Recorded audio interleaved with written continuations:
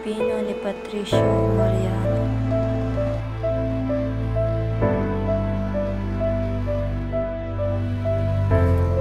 Ako si Lea May Baltasar, ang magiging sinang sa No Limit Tangere.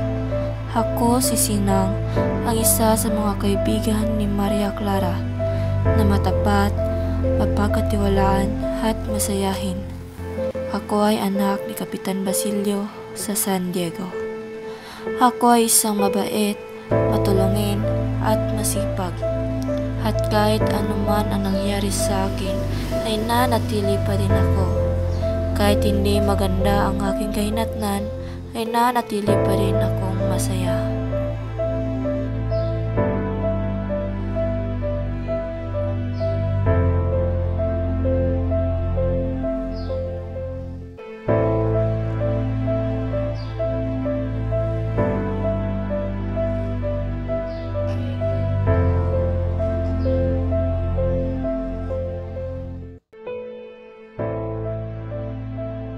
Tapos niyang makita na hindi ikaw nasaktan, ay nawalan siya ng malay.